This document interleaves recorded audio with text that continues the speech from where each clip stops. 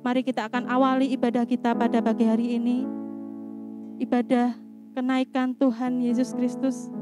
Dengan kita mau datang kepadanya, menyembahnya, memuji namanya.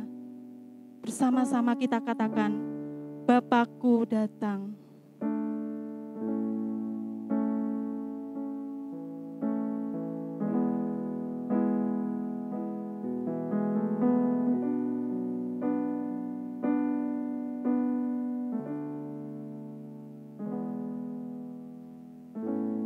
Bapakku datang, menyembahmu di sini. Ku percayakan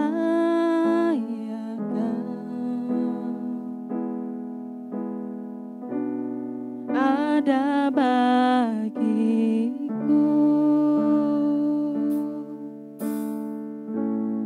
Bapakku datang, menyembahmu di sini. Ku percayakan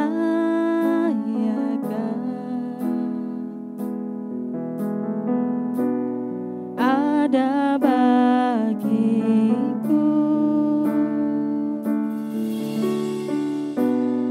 Tak usah ku takut, sebab Kau sertaku.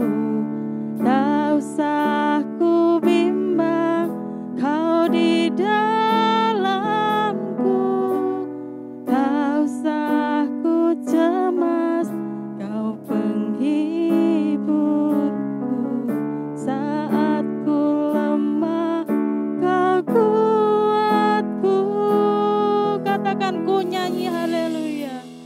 Ku nyanyi haleluya.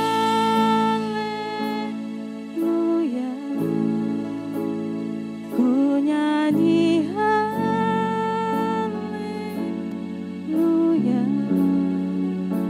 Sungguh Kau hebat, ajaib perkasa kuatanmu. Ku nyanyi haleluya. Ku nyanyi haleluya.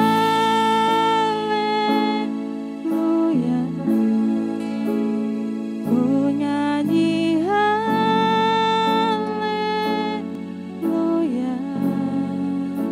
Sungguh Kau hebat, ajaib perkasa kuatanmu.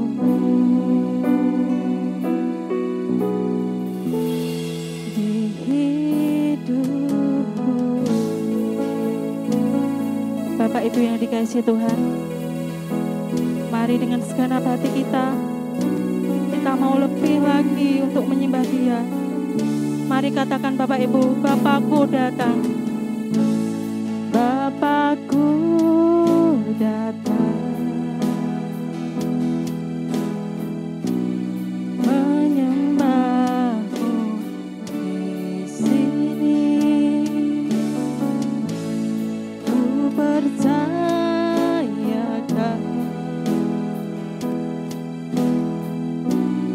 ada bagiku.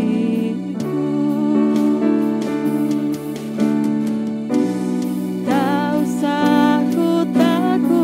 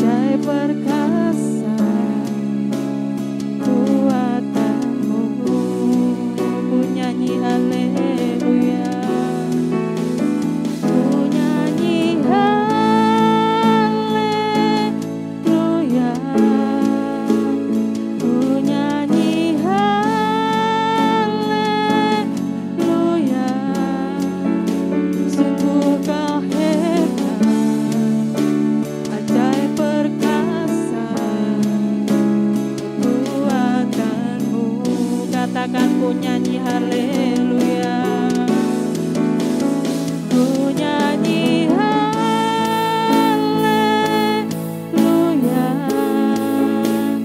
ku nyanyi haleluya.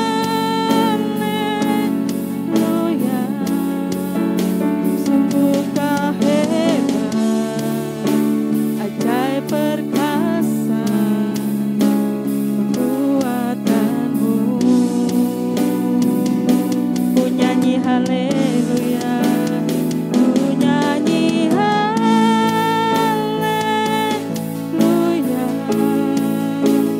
ku nyanyi haleluya.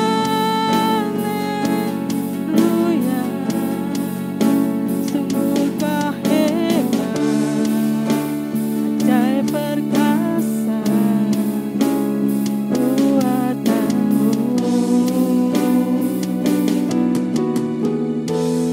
Di hidupku.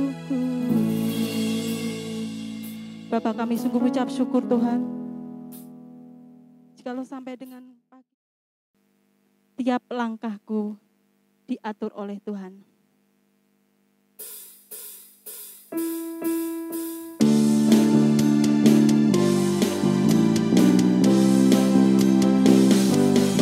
Langkahku diatur oleh Tuhan, dan tangan kasih-Nya memimpinku.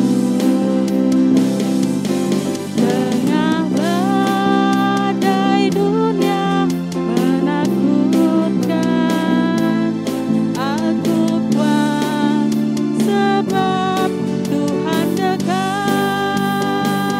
Tiap langkahku, ku tahu Tuhan yang pimpin. Ke tempat tinggiku diangkatnya. Ya sekali nanti aku tiba di rumah Bapa surga yang badai, di rumah Bapa surga yang badai.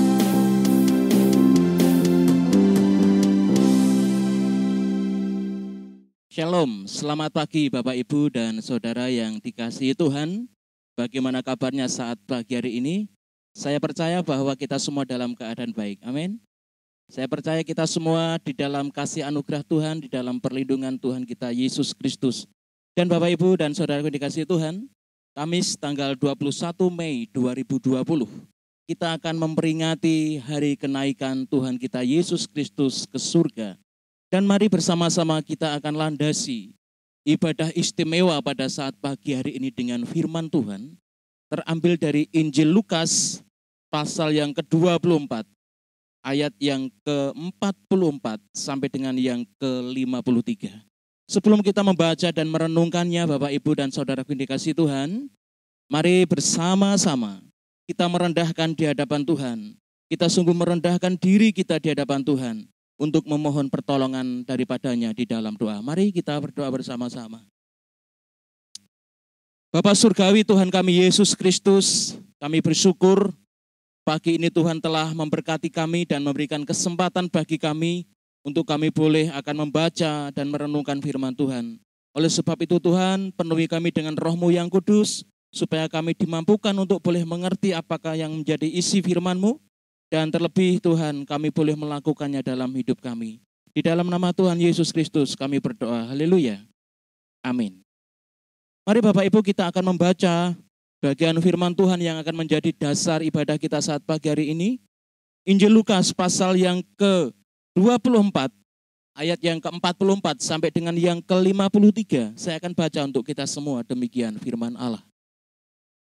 Ia berkata kepada mereka, inilah perkataanku yang telah kukatakan kepadamu ketika aku masih bersama-sama dengan kamu, yakni bahwa harus digenapi semua yang ada tertulis tentang aku dalam kitab Taurat Musa dan kitab Nabi-Nabi dan kitab Mazmur.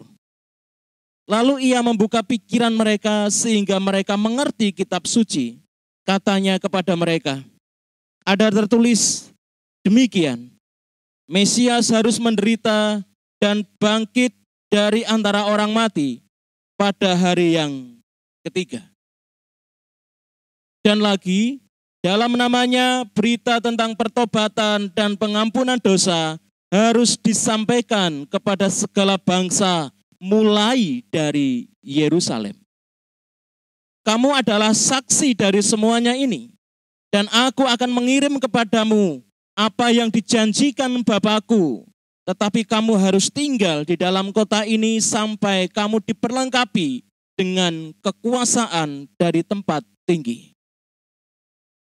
Lalu Yesus membawa mereka keluar kota sampai dekat Betania. Di situ ia mengangkat tangannya dan memberkati mereka. Dan ketika ia sedang memberkati mereka, ia berpisah dari mereka dan terangkat ke surga. Mereka sujud menyembah kepadanya. Lalu mereka pulang ke Yerusalem dengan sangat bersuka cita. Mereka senantiasa berada di dalam bait Allah dan memuliakan Allah. Amin. Demikian jauh Bapak Ibu untuk bacaan firman Tuhan, di mana pada saat pagi hari ini kita akan merenungkan bersama-sama. Dan saya memberikan tema untuk renungan kita saat ini adalah menjadi saksi kemuliaan Tuhan. Bapak Ibu dan saudaraku yang dikasihi Tuhan, menjadi saksi bukanlah pekerjaan yang mudah. Menjadi saksi seringkali yang menjadi resiko adalah keselamatan daripada seseorang. Jadi ketika seseorang menjadi saksi atas kasus-kasus tertentu, maka orang itu akan banyak bayar harga. Baik waktu, pikiran, perasaan, dan juga bahkan seringkali bahaya mengancam jiwanya. Apalagi kalau kasus-kasus besar, kasus-kasus tentang kriminal, kasus-kasus tentang korupsi yang menyangkut banyak orang-orang besar begitu, tentu ini akan sangat menyangkut jiwanya. Nah, Ibu, Bapak, dan saudaraku yang dikasihi Tuhan, beberapa tahun yang lalu ada anak dari kami, dari GIDJ Embulung Jangkring yang mengalami kecelakaan. Dan sempat dirawat beberapa waktu lamanya di rumah sakit. Dan banyak cerita tentang versi terjadinya kecelakaan tersebut. Dan kita akan mendengar salah satu cerita kesaksian dari salah satu temannya yang ada di gereja Tuhan di tempat ini. Saya undang Om Aben untuk maju ke depan. Bisa ceritakan sedikit kronologis kejadian kecelakaan itu? Dari sepengetahuan saya, dari cerita begitu, saya mendengar kabar kalau Danang kecelakaan ketika dia sedang mau mengambil laptop ke Kudus. Jadi beberapa pekan yang lalu dia itu servis laptop di Kudus dan mau mengambil siang itu. Nah, ketika baru berjalan, baru mengendarai motor Varionya begitu, dia mulai berangkat, tetapi sebelum tidak jauh dari rumahnya, itulah kejadian di mana dia mengalami kecelakaan. Dan kejadiannya itu adalah ketika dia mau menyalip mobil, kemudian ada motor yang secara berlawanan tidak tidak bisa menjangkau, dia menyalip mobil itu, jadinya adu depan, kemudian terjadi kecelakaan. Oh, jadi seperti itu kronologisnya. Ya. Terima kasih Om Abed, silakan duduk kembali. Dan Bapak Ibu, kita akan undang satu orang lagi yang akan mendengar. Kita akan mendengarkan bersama-sama bagaimana kronologis kejadian kecelakaan itu. Baik, saya undang satu orang lagi, silakan. Mas, silakan maju ke depan. Saya pengen tahu kronologis yang sebenarnya terjadinya kecelakaan itu seperti apa. Monggo silakan ceritakan. Oke.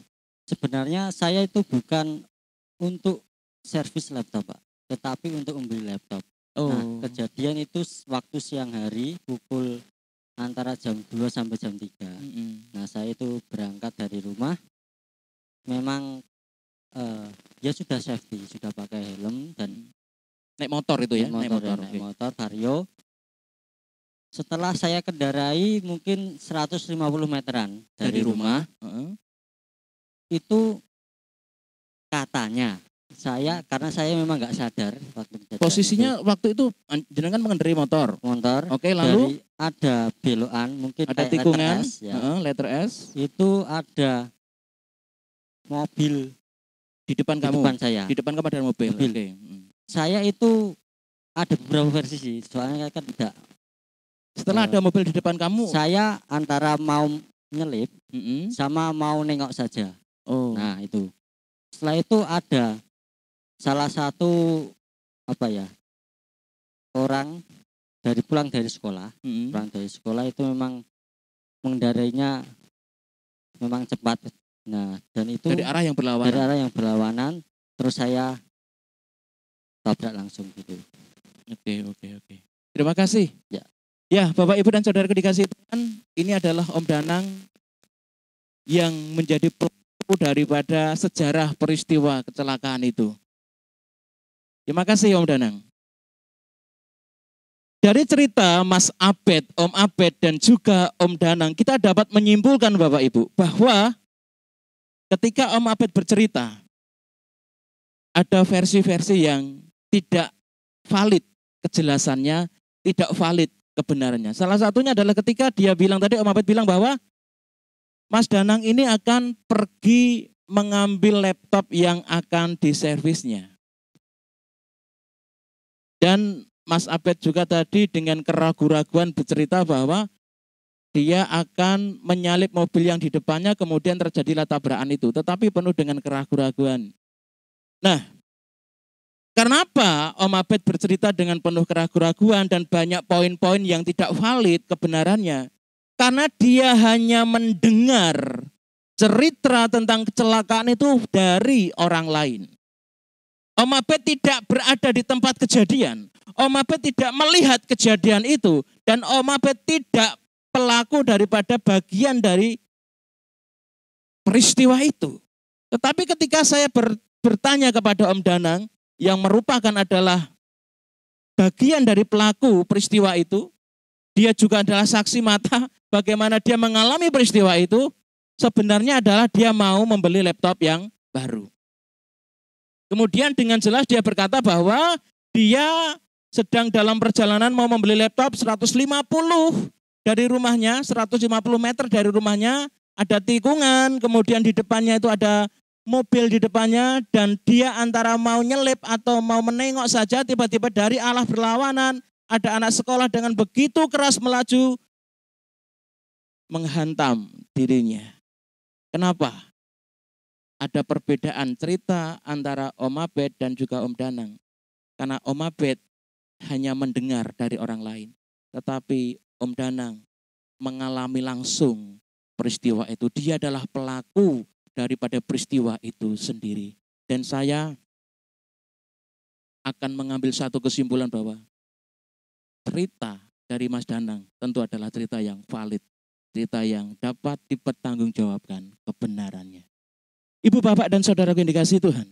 Demikian juga ketika kita kembali kepada firman Tuhan, Tuhan Yesus berkata kepada para murid-muridnya waktu itu. Kita perhatikan dengan seksama di ayat yang ke-48.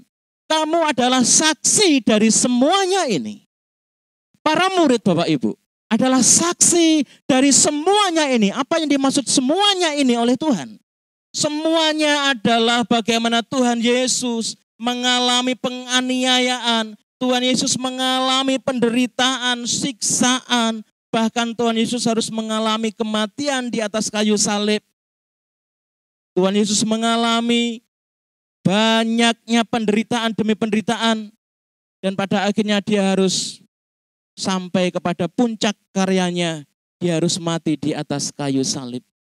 Semua itu disaksikan langsung oleh para murid. Tidak berhenti di situ. Dan ketika pada hari yang ketiga, para murid juga menyaksikan bahwa Tuhan Yesus bangkit dari antara orang mati. Para perempuan-perempuan yang menengok kubur Tuhan menjadi sangat ketakutan. Karena melihat malaikat-malaikat itu berbicara kepada mereka, siapa yang kamu cari? Bukankah dia telah bangkit? Dan setelah itu Tuhan menemui para murid. Di mana para murid dalam keadaan yang tertutup, di dalam sebuah ruangan yang terkunci rapat. Tuhan Yesus hadir di sana dan Tuhan Yesus mengatakan, ini aku. Dan saat itu para murid menjadi percaya. Para murid menjadi saksi kebangkitan Tuhan. Jadi Bapak Ibu, wajar ketika Thomas merasa ragu-ragu tentang kebangkitan Tuhan. Kenapa? Karena waktu itu dia menyaksikan langsung bagaimana Tuhan itu benar-benar mati. Tidak mati suri. Karena benar-benar dikubur dalam suatu tempat di mana ada suatu tempat khusus. Dan Tuhan dimasukkan di dalam kuburan itu dan setelah 3 hari Bapak Ibu, baru Tuhan bangkit. Jadi benar-benar Yesus bukan mati suri tetapi benar-benar mati. Makanya Thomas menjadi ragu-ragu ketika dia mendapat cerita dari teman-temannya kalau Tuhan Yesus bangkit. Wajar, karena dia menyaksikan secara langsung dengan mata kepalanya sendiri bagaimana Yesus telah mati di atas kayu salib. Nah, Bapak, Ibu, dan saudaraku yang dikasihi Tuhan dan diberkati Tuhan. Para murid adalah saksi kematian Tuhan dan kebangkitan Tuhan. Dan saat pagi hari ini kita melihat bagaimana Tuhan berkata kepada mereka dengan sangat jelas, kamu adalah saksiku dari semuanya ini. Para murid menjadi saksi yang hidup setiap peristiwa yang dialami oleh Yesus Kristus Tuhan. Oleh sebab itu Bapak Ibu, para murid pada akhirnya dengan penuh keberanian, dengan penuh kesetiaan, dengan penuh ketulusan dan cinta mereka kepada Tuhan, mereka mau bersaksi tentang apa yang mereka lihat, apa yang mereka alami bersama dengan Tuhan. Para murid bersaksi bahwa Yesus adalah Mesias yang benar-benar mati, bangkit pada hari yang ketiga. Kemudian naik ke surga. Kita perhatikan di ayat yang ke-50. Lalu Yesus membawa mereka keluar kota sampai dekat Betania. Di situ ia mengangkat tangannya dan memberkati mereka. Dan ketika ia sedang memberkati mereka, ia berpisah dari mereka dan terangkat ke surga. Ayat 52. Mereka sujud menyembah kepadanya, lalu mereka pulang ke Yerusalem dengan sangat bersukacita. Mereka senantiasa berada di dalam bait Allah dan memuliakan Allah. Bapak, Ibu, dan saudara yang dikasihi Tuhan, ada 3 peristiwa penting yang disaksikan oleh para murid, yaitu kematian Tuhan, kebangkitan Tuhan, dan kenaikan Tuhan ke surga. Mereka benar-benar ada. Mereka benar-benar melihat. Mereka benar-benar mengalami 3 peristiwa ini. Sehingga dengan demikian, berita tentang kematian, kebangkitan, dan kenaikan Tuhan diceritakan oleh para murid dengan penuh sukacita. Ibu, Bapak, dan saudaraku dikasihi Tuhan, mari kita belajar bersama-sama saat pagi hari ini. Bagaimana para murid pada akhirnya dengan setia menjadi saksi Tuhan, menceritakan bagaimana Tuhan Yesus adalah Tuhan dan Juru Selamat. Tuhan Yesus adalah Mesias. Di dalam diri Mesias, Yesus Kristus Tuhan itu, ada berita tentang pertobatan, ada berita tentang pengampunan dosa, dan hanya di dalam Tuhan ada keselamatan. Para murid tidak takut mati untuk memberitakan berita yang benar ini, Bapak Ibu. Para murid tidak takut mati untuk menceritakan yang sebenar-benarnya fakta tentang Yesus Kristus Tuhan ini. Alkitab kita mencatat ini bukan hanya sekedar fiktif, tetapi ini adalah kenyataan, ini adalah sejarah. Bagaimana cerita tentang Yesus Kristus tertulis dengan lengkap dan disaksikan oleh para murid. Para murid tidak gentar menghadapi dunia ini ketika dia bersaksi. Mengapa? Karena yang mereka lihat itu benar. Yang mereka alami itu nyata. Bahwa Yesus benar-benar mati, bangkit, dan naik ke surga. Ini sebuah berita yang real. yang nyata, yang tidak dibuat-buat. Mengapa? Mereka alami sendiri, mereka melihat sendiri. Mereka sungguh ada di dalam rangkaian sejarah itu. Mereka adalah pelaku daripada sejarah itu. Luar biasa. Bersyukur kita saat ini yang telah mendengar kesaksian berita yang benar ini. Bahwa di dalam Tuhan Yesus ada pertobatan. Di dalam Tuhan Yesus ada pengampunan dosa. Di dalam Tuhan Yesus ada keselamatan. Bapak, Ibu, dan saudaraku yang dikasihi Tuhan, akan tetapi tidak mudah untuk menjadi saksi Tuhan. Seperti halnya para murid tadi, tidak mudah untuk menjadi saksi Tuhan. Kita akan belajar bersama-sama bagaimana supaya kita bisa menjadi saksi Tuhan, saksi kemuliaan Tuhan. Ayat 44 Bapak Ibu. Ia berkata kepada mereka, inilah perkataanku yang telah kukatakan kepadamu ketika aku masih bersama-sama dengan kamu, yakni bahwa harus digenapi semua yang ada tertulis tentang aku dalam kitab Taurat Musa dan kitab nabi-nabi dan kitab Mazmur. Bapak Ibu, untuk menjadi saksi Tuhan, saksi kemuliaan Tuhan, para murid harus mau rela untuk diingatkan kembali akan sejarah. Presiden kita yang pertama, Bapak Soekarno, mengatakan jas merah. Artinya jangan melupakan sejarah. Sejarah itu membosankan tetapi penting.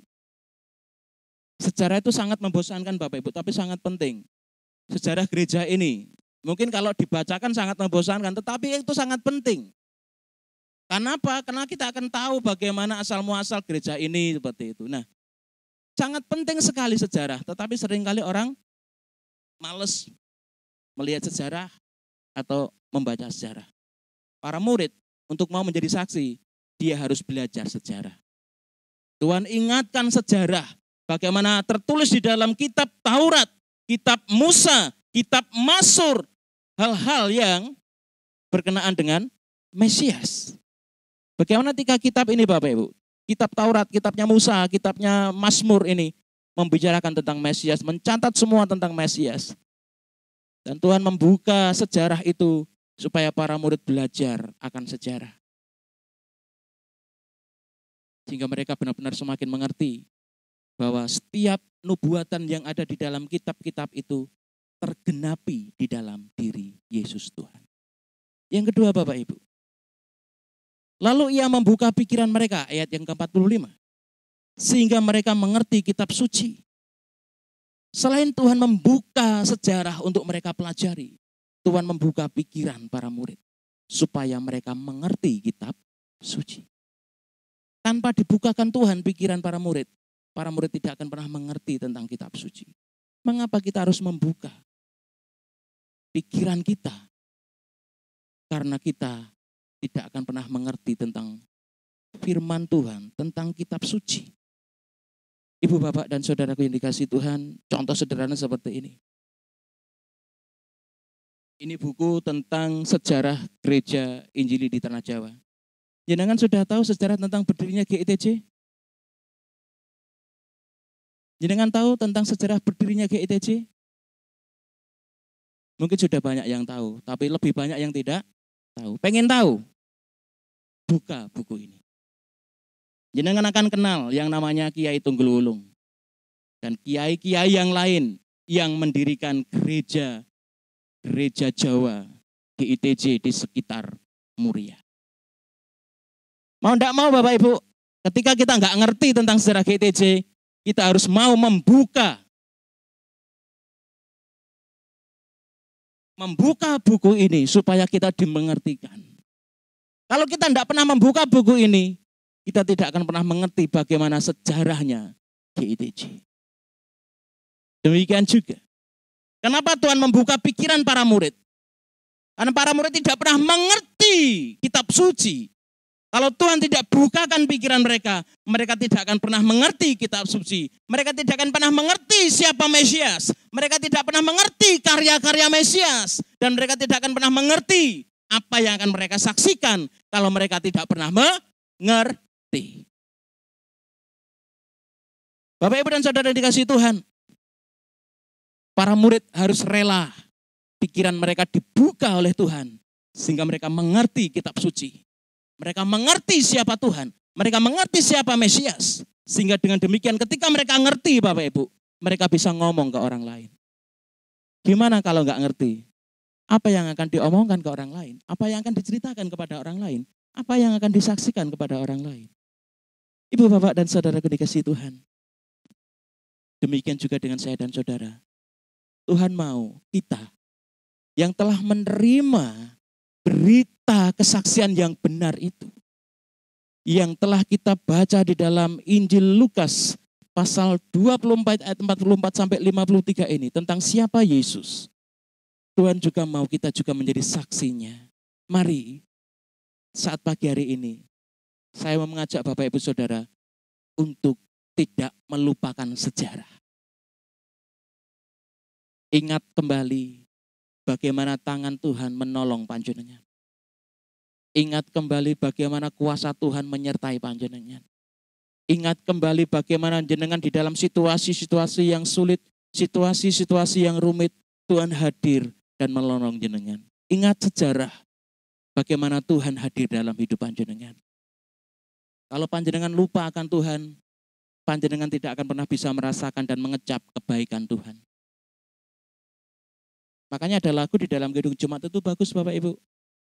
Bila topan keras melanda hidupmu, bila putus asa dan letih lesu, berkat Tuhan satu-satu hitunglah, kau niscaya kagum oleh kasih-Nya. Mari ingat kembali bagaimana Tuhan menyatakan kasih-Nya dalam kehidupan kita, sehingga kita akan terus mengalami yang namanya connect dengan Tuhan. Kita akan terus mengalami apa? Hadirat Tuhan, karena apa? Kita ingat terus kebaikan Tuhan. Jangan lupakan sekali-sekali tentang Tuhan. Yang kedua, saudara, biarkanlah pikiran kita terus dibukakan oleh Tuhan tentang firman Tuhan. Supaya apa? Kita boleh dimengertikan oleh firman Tuhan. Kalau kita tidak ngerti firman Tuhan, Bapak Ibu, kita tidak akan pernah bisa bersaksi bagaimana tentang Yesus Kristus Tuhan itu. Alamilah Tuhan, renungkanlah firman Tuhan, buka pikiran panjenengan, buka hati panjenengan untuk benar-benar mengerti firman Tuhan. Karena dengan firman Tuhan ini, kita akan semakin dikuatkan di dalam Tuhan.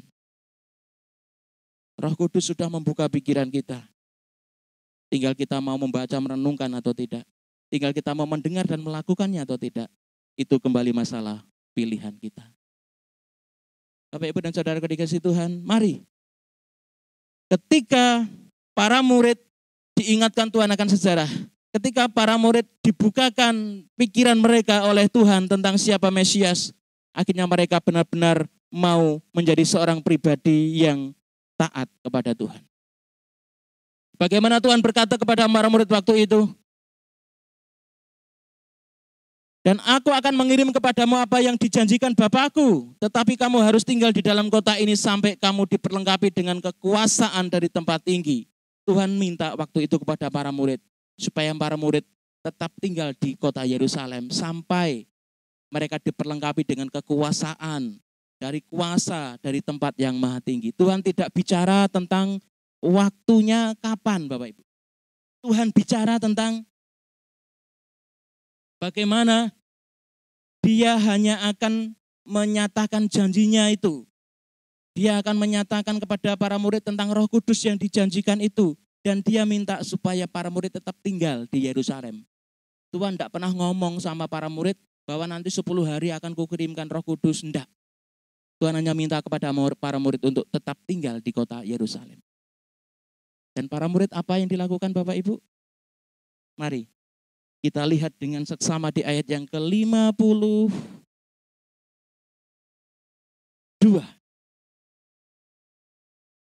Mereka sujud menyembah kepadanya. Bapak, Ibu, dan Saudara yang dikasihi Tuhan. Ketika para murid mengetahui dengan benar, dengan pasti siapakah Yesus Tuhan. Ketika para murid benar-benar mengenal dengan wanuh siapakah Mesias itu. Ketika para murid benar-benar dibuat mengerti oleh Tuhan tentang firman Tuhan. Ketika para murid menjadi saksi kematian, kebangkitan, dan kenaikan Tuhan di surga. Apa yang dikerjakan para murid Bapak Ibu? Mereka sujud menyembah Tuhan. Mereka sujud menyembah Tuhan. Bapak Ibu dan saudaraku dikasihi Tuhan. Kata sujud menyembah Tuhan. Sujud tidak hanya sujud seperti ini. Tapi saya mau gambarkan ketika para murid ini benar-benar mengenal Tuhan. Dia sujud dengan muka menyentuh ke tanah.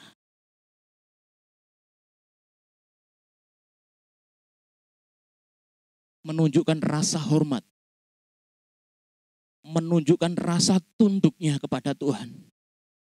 Pengalaman spiritual yang luar biasa yang Tuhan izinkan mereka alami. Mereka melihat bagaimana Tuhan ketika memberkati mereka. Tuhan terpisah dengan mereka. Tuhan terangkat ke surga.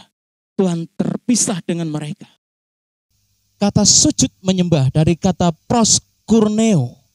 Yang artinya telah saya peragakan tadi bagaimana sujud sampai mukanya ke tanah.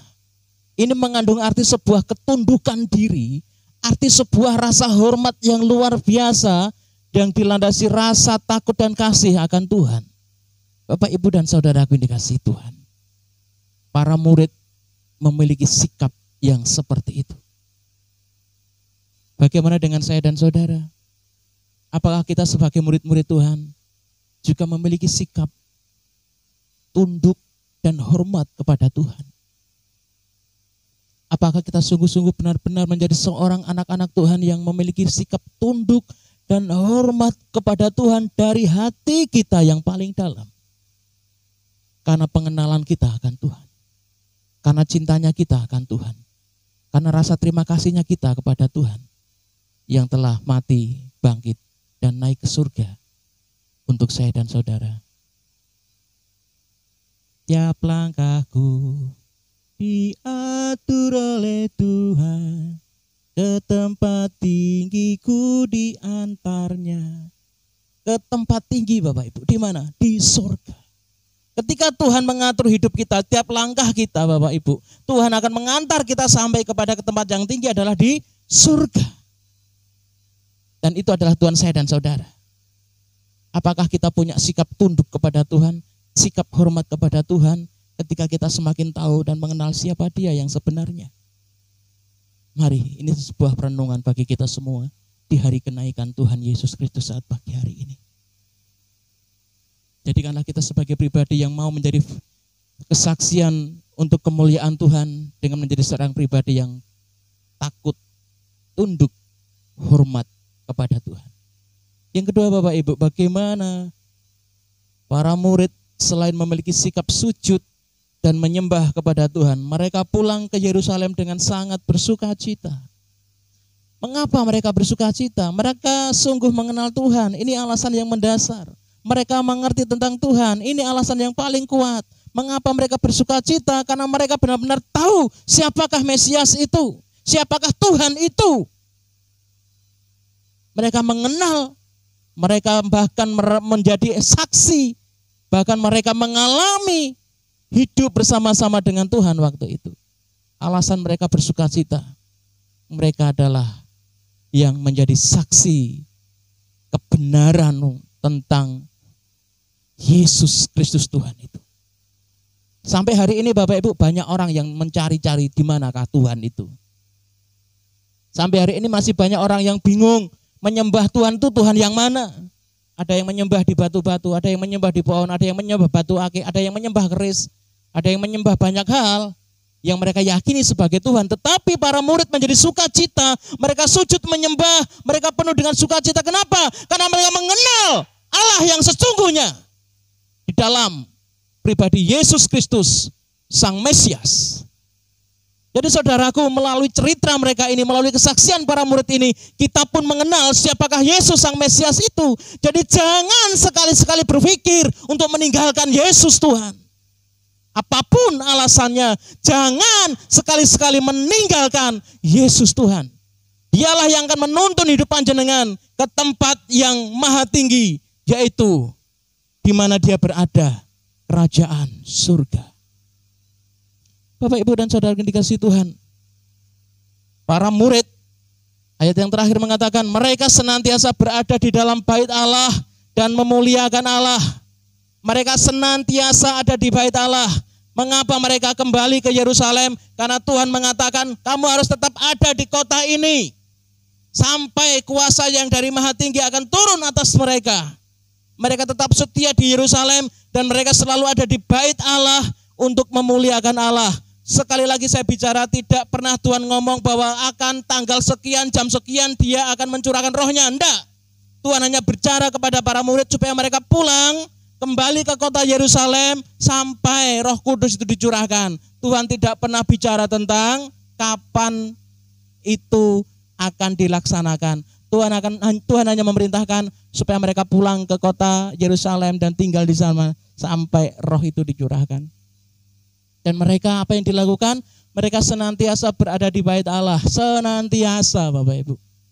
Setiap saat, setiap waktu. Kalau boleh saya gantikan kata senantiasa. Mereka selalu setia berada di dalam bait Allah. Mereka terus menanti-nantikan janji Tuhan itu. Mereka selalu berada di bait Allah. Mereka berdoa. Makanya banyak tradisi gereja-gereja kita saat ini, sebelum hari Pentakosta, mereka selalu berada di bait Allah untuk berdoa. Makanya Tuhan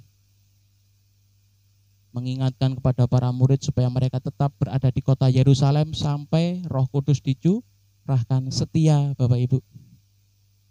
Dari kata pistos, mereka senantiasa setia di bait Allah.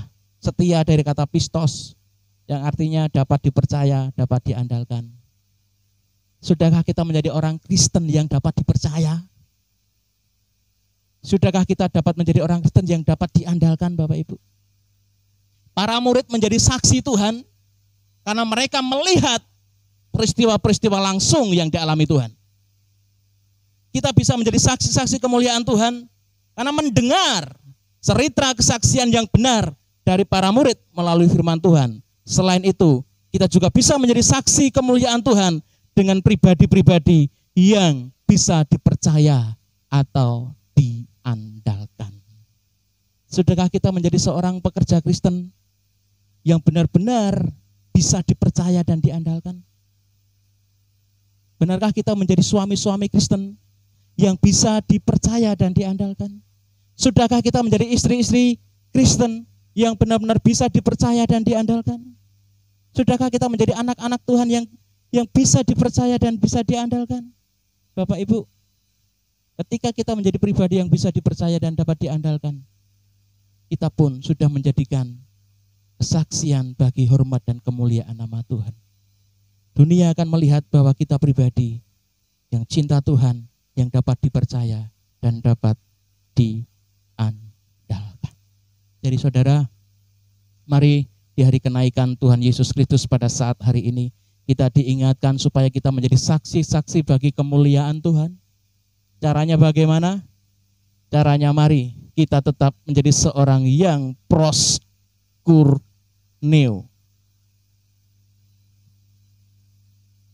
Caranya bagaimana? Caranya kita menjadi seorang pribadi yang proskureo, yaitu pribadi yang sungguh mau sujud, tunduk, hormat kepada Tuhan. Yang kedua, jadilah pribadi yang pistos, yang dapat dipercaya dan dapat diandalkan. Dengan demikian, nama Tuhan akan dipermuliakan. Tuhan Yesus memberkati. Amin. Bapak Surgawi Tuhan Yesus Kristus, terima kasih untuk Roh Kudus-Mu yang boleh Engkau limpahkan kepada kami, sehingga kami boleh mengerti akan firman Tuhan saat pagi hari ini. Kami rindu Bapa dengan kuat kuasa Roh Kudus-Mu, Engkau boleh curahkan kepada kami, sehingga kami benar-benar dimampukan untuk melakukan firman-Mu ini. Terima kasih ya Tuhan, kami rindu menjadi orang-orang yang berbahagia, karena kami adalah pribadi-pribadi anak-anak Tuhan, yang mau mendengar firman Tuhan, yang mau menyimpan dalam hati, dan mau melakukannya setiap saat, setiap waktu dalam kehidupan kami. Di dalam nama Tuhan Yesus kami berdoa dan mengucap syukur. Haleluya. Amin.